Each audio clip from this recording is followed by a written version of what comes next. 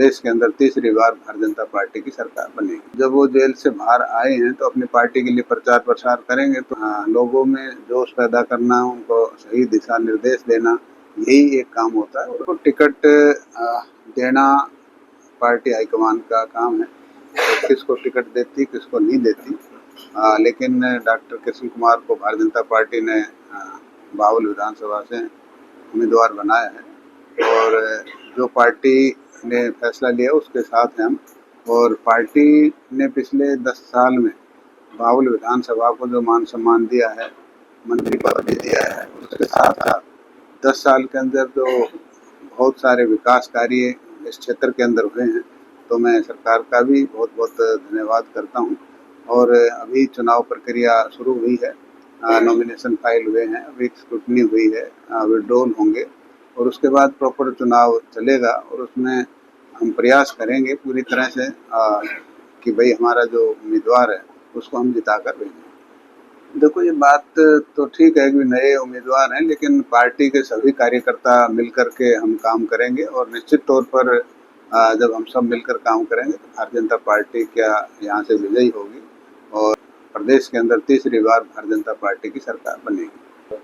देखो, ये तो राव साहब से पूछो तो अच्छी बात है, मैं तो क्या बता सकता हूँ। तो जिस तरह से सभी जितने प्रत्याशी अभी उतार रहे हैं उन सभी का विरोध हो रहा है, तो किस तरह से मैनेज कर पाएगी पार्टी? देखो, चुनाव में राजनीतिक आदमी होता है तो उसकी लोग अच्छाइयाँ भी होती हैं, बुराइयाँ भी होती है, तो ये चुनाव में चलता है। लेकिन जब सब मिलकर के सभी कार्यकर्ता मिलकर कर काम करेंगे तो निश्चित तौर पर भारतीय जनता पार्टी के उम्मीदवार विजयी होंगे।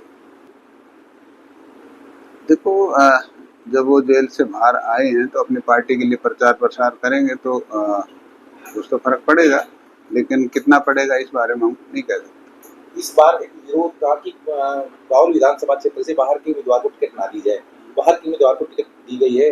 कहीं ना कहीं लगता कि जनता कुछ अलग निर्णय ले सकती है। देखो, मैंने अभी कहा कि हम सब लोग मिलकर के काम करेंगे, तो इसमें कोई मेरे ख्याल से कोई दिक्कत आने वाली नहीं है और भारतीय जनता पार्टी के उम्मीदवार को हम जिता के भेजेंगे।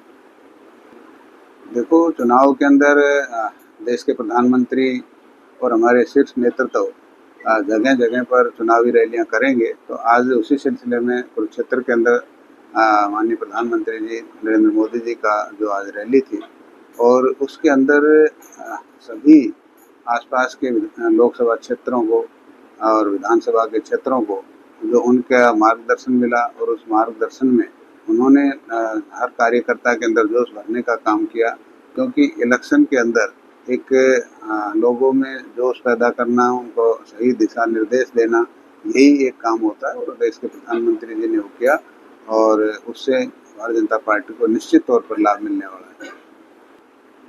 देखो, तो चुनाव के रिजल्ट के बाद ही पता लगेगा, लेकिन हर आदमी अपना टारगेट रखता है, बड़ा रखता है ताकि हम उसके नज़दीक पहुँच सके, तो ये तो चुनाव में चलता रहता है। मैंने भारतीय जनता पार्टी के प्रत्याशी के रूप में कल मैंने नॉमिनेशन फाइल कर दिया।